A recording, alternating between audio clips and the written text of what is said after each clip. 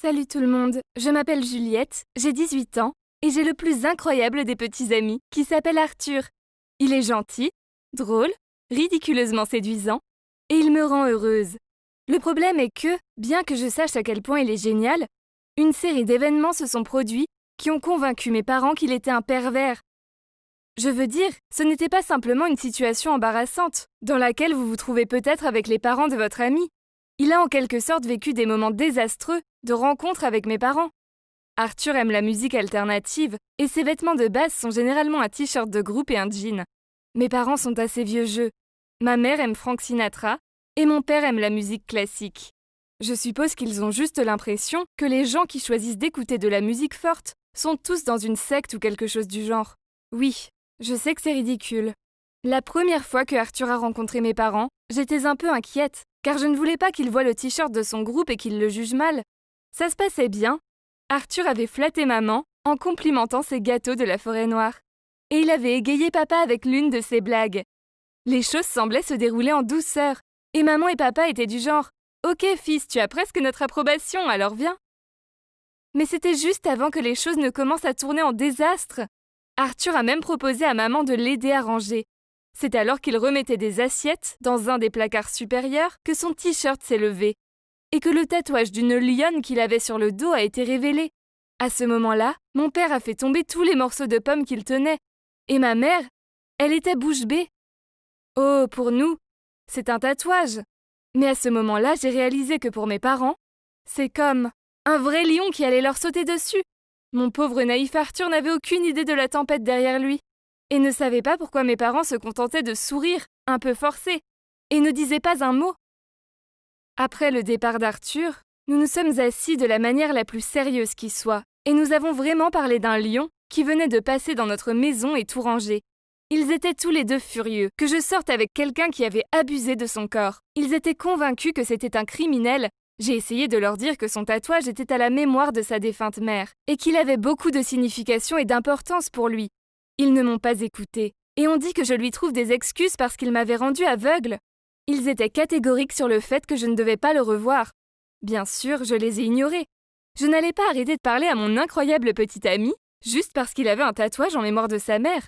J'espérais que les choses se calmeraient, et qu'il verrait à quel point Arthur était incroyable. Mais une chose en entraînant une autre. Un jour, j'écoutais de la musique dans ma chambre quand ma mère a fait irruption, l'air agité. Apparemment, ils étaient passés devant Arthur en ville et l'avaient vu terroriser des enfants. Quoi ? Arthur, terroriser des enfants ? Il est bénévole dans un orphelinat local et il adore les enfants. Ma mère a même dit qu'elle l'avait vu pousser un petit garçon dans un buisson. J'ai éclaté de rire. Tout cela semblait ridicule. J'ai appelé Arthur. Il s'est avéré qu'il avait vu un groupe d'enfants pousser ce garçon dans le buisson. Il les a chassés, puis a aidé le garçon à sortir du buisson et à vérifier qu'il allait bien. C'était tout le contraire. Mais mes parents ne m'ont pas écouté. Vous savez, s'ils voyaient un lion se tenir près d'un petit cerf, alors bien sûr le lion doit être le chasseur et le cerf la proie.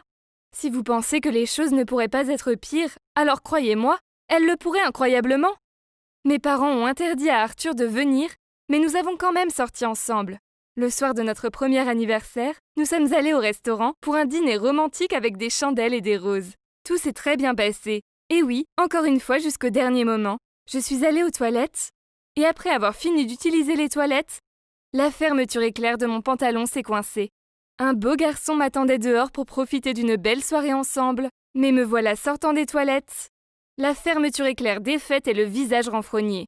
Après m'avoir entendu marmonner, il a vite compris ce qu'il s'était passé.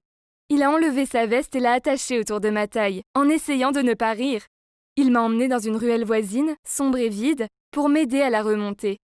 Et tout à coup, mes parents sont arrivés. Comme sortis de nulle part.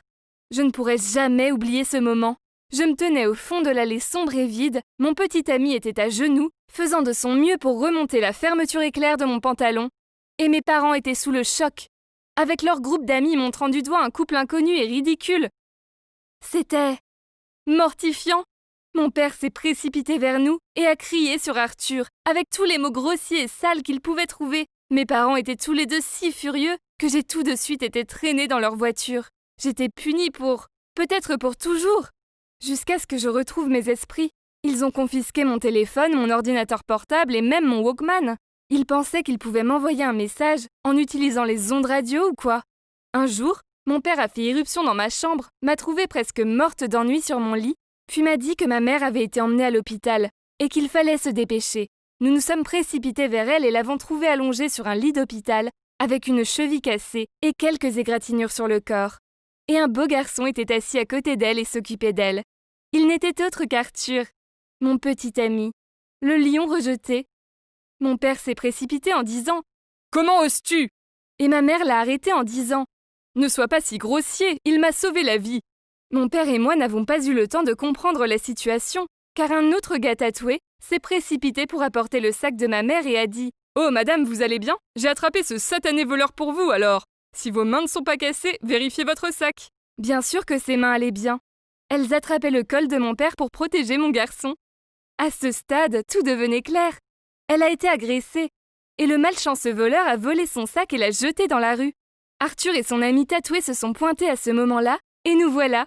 Mes parents lui ont finalement donné l'occasion de s'expliquer. Ils ont finalement réalisé que Arthur était une bonne personne, et qu'ils sont maintenant ses plus grands fans.